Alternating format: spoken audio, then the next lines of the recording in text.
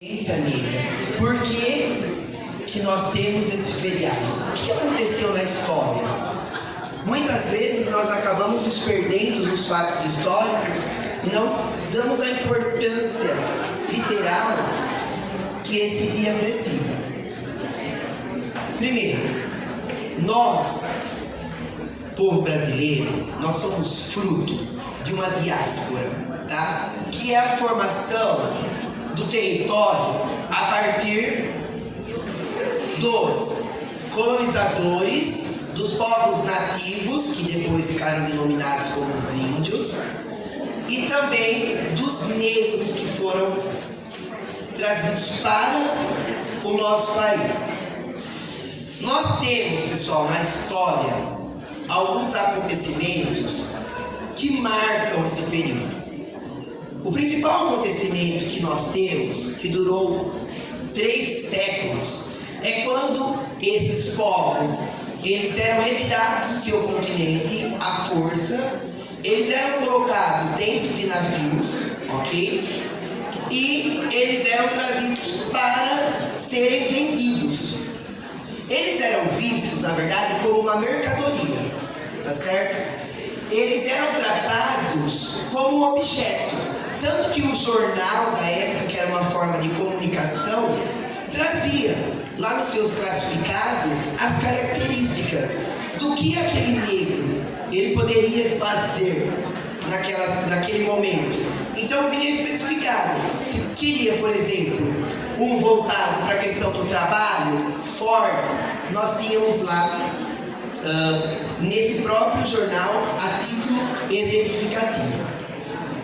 Dentro da história, nós tivemos polêmicas, nós tivemos alguns momentos muito tristes, porque quando esse povo era retirado do seu território e colocado nesses navios, muitos deles não aguentavam chegar no seu destino final, tá certo? E eles eram, então, jogados ao mar. Tanto é que nós conhecemos como um cemitério, porque muitos não aguentavam chegar no local final, acabavam morrendo e eram então jogados ao mar para que não ficassem o cheiro na embarcação. Esse fator, ele mostra o índice de crueldade, como realmente aquela sociedade estava dando seguimento para a sua construção. Para o pessoal que já está no ensino médio, nós temos um escritor da 3ª geração do modernismo, Castro Alves, que ele traz para a gente, através dos seus poemas, as manifestações, em que ele pede, ele clama, para que isso acabe, valorizando a condição do ser humano. Entre os poemas que ele escreveu, nós temos o Navio Negreiro, tá? Esse poema, ele coloca ao leitor, o espectador, uma forma de socorro. Tanto que no final, do poema, nós nos encontramos com uma frase que ele fala assim: Colombo, feche a porta dos seus mares. Quando ele faz essa citação de Colombo feche as portas dos seus mares, ele está fazendo uma ligação lá atrás com as grandes navegações. Por quê? Naquele momento histórico, conhecido como as grandes navegações, os territórios em que eram líderes, tá certo? Nas navegações, eles tinham domínio das rotas. E eles iam atrás de especiarias, ou seja, tudo aquilo que eles poderiam vender nos portos. E assim, eles conseguiriam arrecadar, riquezas. E com esse pensamento, Castro Alves, ele mostra tanto a questão do indivíduo ser tratado e condicionado como objeto, como também ele faz essa ponte histórica que nos submete a um pensamento, a um raciocínio de desvalorização pelaquela sociedade, e ele valorizando, através da sua escrita, um pedido, um clamor de socorro. Tá certo? Toda essa transformação histórica mexeu muito com a formação do território dos nossos povos brasileiros. Por quê? Salvador e Bahia, eles têm uma média de 1,5 milhões de escravos que foram trazidos para cá, retirados do território africano. Lembrando que a África é o berço da civilização. Quando vocês estudam sobre a questão de civilizações, o professor de história, ele comenta com vocês, olha, a África é o berço da civilização. E esse continente, ele começa a ser explorado, né? Ele começa a ser atacado por aqueles que tinham interesses em condições econômicas. Eles queriam fazer o quê? Arrecadar, né? Ganhar riquezas. Então seria uma forma que o personagem principal, ele seria retirado, vendido, e aquele que fazia esse tipo de atividade seria enaltecido e ganharia riquezas. Dentre as personalidades que nós temos na história, ficou marcado muito Zumbi dos Palmares. Bom, Zumbi, ele foi criado por um frei assim que ele chegou no território dele, até os 15 anos. A característica de Zumbi dos Palmares, ele tinha dons voltados para as questões artísticas e ele era de um temperamento muito calmo, certo? Ele acaba saindo, né? Ele acaba deixando esse frei e ele vai junto com o seu povo que se encontra distante, na verdade, né? Por uma questão de proteção, que seriam os Palmares. E lá, ele, como personagem principal, lidera esses movimentos de luta e resistência. Bom, por que eu falo a questão de resistência? Porque mesmo todos aqueles acontecimentos, gerando todo aquele tumulto, eles ficaram resistentes à atividade do homem branco, ok? Manipulando toda uma estrutura de organização para que eles lutassem contra essa situação da escravidão. Zumbi dos Palmares lutou, assim como outros personagens da história. Eu sempre falo para os meus alunos que nós tivemos, por exemplo, Chica da Silva e entre outros personagens que acabam sendo esquecidos na história, mas que também foram alvo, né? Também foram líderes para que acontecesse então a abolição da escravatura. Ok? Dentro de todo esse panorama, o que nós precisamos entender? Que nós, enquanto sociedade, nós temos uma dívida com esses povos. Por isso que nós compreendemos, né, como pessoas civilizadas, como pessoas do bem, nós compreendemos que o sistema de cota, né, que é distribuído nas faculdades, é uma forma social, é uma forma de reparação do dano que ocorreu durante 3 séculos. Então eram crianças, mulheres, adultos, né, adolescentes, eles eram explorados, eles apanhavam, eram torturados, né, abusados sexualmente também. Então eles tiveram um período de sofrimento. E dentro desses navios negreiros em que eu citei, quando acontecia alguma forma de rebelião ou quando acontecia algum movimento que era contra, né, aquele que estava liderando o navio, eles eram simplesmente jogados ao mar vivos para realmente morrer e servir como lição, tá certo? Não podemos esquecer, pessoal, que naquela época não tinha condições de alimentações, não tinha essa questão de pensar na questão sanitária. Então, esses navios era o lugar onde eles comiam aquela papa que era dada para eles, né? E também onde eles faziam as necessidades deles todos ali. Obviamente, aumentando o índice de infecção aí por vírus e bactérias, tá certo? Que é uma forma desumana de tratamento, tá bom? E a história, ela vem mostrando para a gente a evolução desse pensamento e a questão do papel da sociedade em conscientizar e reparar esse dano, que cabe à geração de vocês e às próximas entenderem esses movimentos de luta e resistência, tá certo?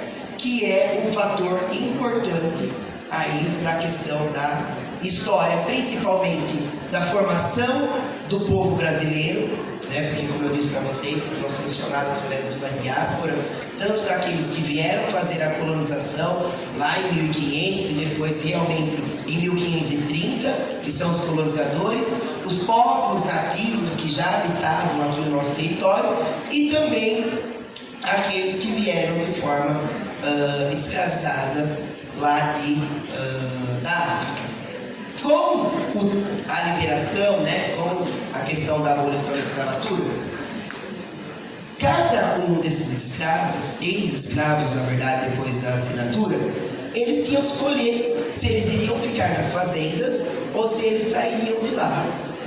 Quando eles optavam por sair, eles iam nas encostas dos morros, que seriam os lugares onde eles poderiam fixar e ali residir, sem condições algumas também. Outros continuavam naquela situação por questão de continuar vivendo e mesmo que na miséria, mas tendo ali seu alimento ou tendo uma condição de proteção, né, que eles acreditavam, mas que na verdade a gente sabe que não é.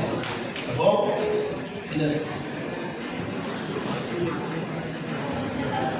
Bom dia, pessoal, tudo bem? Então, o professor Pedro ele já deu a base, já deu o alicerce para vocês. E eu queria levantar duas datas com vocês aqui para a gente ver as importâncias dessas datas aí, tá bom? A gente tem a primeira data conhecida, 13 de maio de 1888, que seria, quem sabe aí? A Lei Áurea, tá? E nós temos 20 de novembro, que seria? Consciência Negra. Só que você sabe de onde vem esses feriados, você sabe as importâncias dele. Se nós já temos um feriado que é 13 de maio, por que nós temos no dia 20 de novembro? Você já se perguntou isso aí? O que será que acontece dia 20 de novembro para que ele seja uma data específica e digna de ser lembrada por nós e ser celebrada como um feriado, tá? Então, só de contexto histórico para você, dia 20 de novembro, em 1695, nós temos a morte de Zumbi, né, que é conhecido como Zumbi dos Palmares. Palmares era o quilombo, o maior quilombo que nós tivemos aqui no Brasil. O professor Pedro já falou sobre Zumbi com vocês. E por que é importante a gente saber? E por que é importante a gente ter esse feriado aqui e não apenas comemorar o dia 13, que é o dia da Lei Áurea? Por uma questão de protagonismo, gente. Quem é o verdadeiro protagonista nessa história toda? É o negro, gente.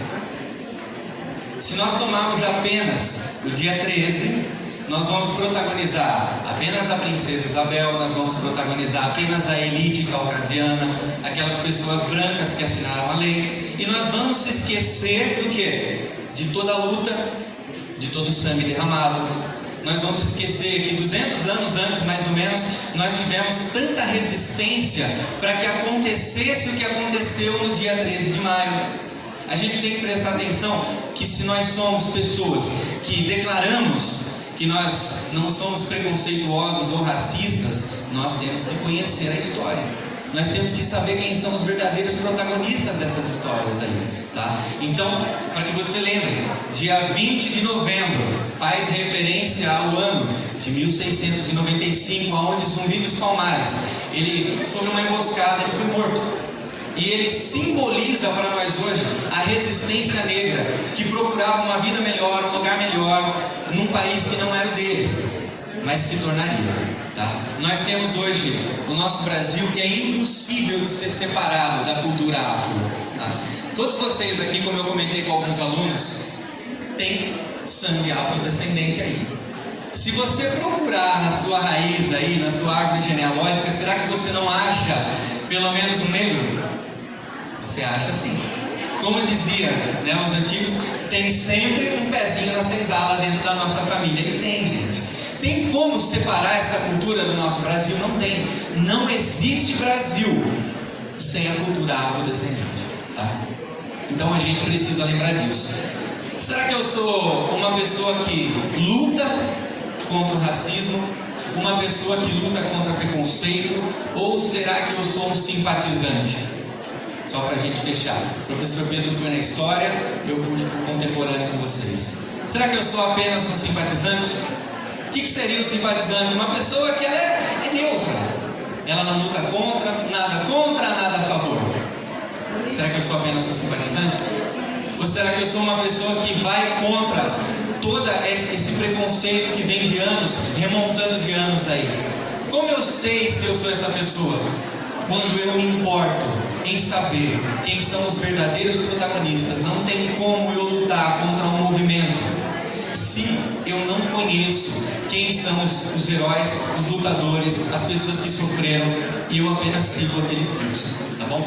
Então, se você se pergunta qual é a importância do dia 20 de novembro, é você lembrar que os grandes protagonistas da história não foi uma elite branca, uma elite caucasiana, teve a sua importância num determinado momento, mas os protagonistas são os negros, e nós vamos sempre lembrar no dia 20 de novembro que foram eles que sofreram, foram eles que lutaram, foram eles que sangraram, para que tudo o que aconteceu, e essa independência, né, e essa liberdade, e essa vida que eles conquistaram num continente diferente do deles, e que se tornou o continente deles, que se tornou, né, o país deles, aconteceu por esse sangue, por essa luta. Certo, gente? Então é isso, grava bem na sua memória. Eu vou passar agora para a Vanessa, que ela vai dar seguimento. Ai, como aplaudir, gente.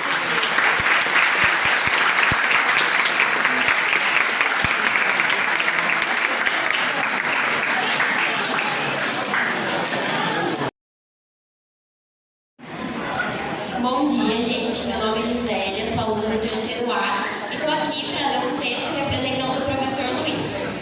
Por que comemorar o 20 de novembro em um país como o Brasil?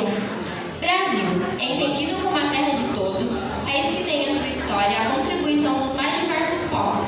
Por que então se falar de consciência negra em um país como o Brasil?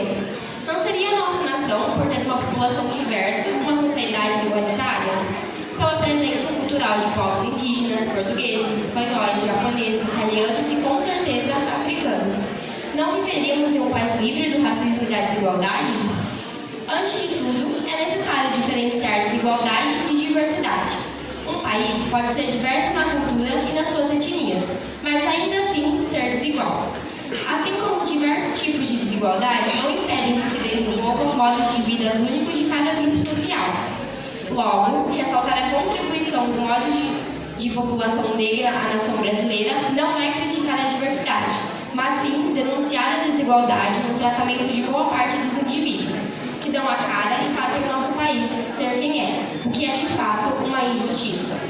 Desigualdade essa que se faz presente nos mais âmbitos da vida, nas diferenças das oportunidades de emprego, no acesso à educação, no reconhecimento artístico, na estima social e no reconhecimento de sua importância histórica. Dia 20 de novembro é uma data que nos convida a refletir sobre a importância das populações afro para a sociedade brasileira. Importância essa que não se encontra apenas no passado, em seu período de formação, mas no presente, pois é uma força constante que forma quem somos hoje. Fica então o convite à reflexão. Que sociedade queremos? Manter o mundo que temos hoje ou sonhar e fazer um mundo mais justo e mais humano? Creio que essa é uma questão que cabe a todos nós refletir e decidir nesse dia que se aproxima. Obrigada.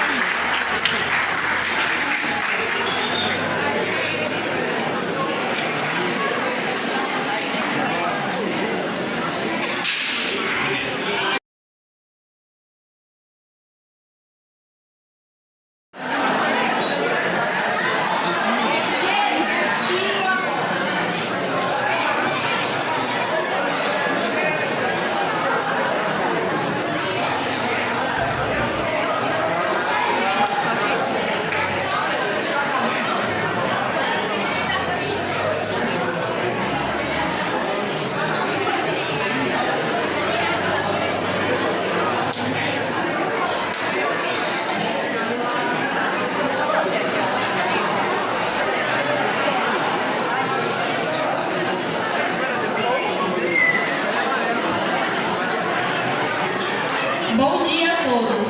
Eu sou a Dan do terceiro A e eu vou ler um poema sobre racismo, a canção do africano de Castro Alves. Lá na úmida senzala, sentado na estreita sala, junto ao braseiro, no chão, entoa o escravo o seu canto, e ao cantar correm-lhe em pranto saudades do seu torrão.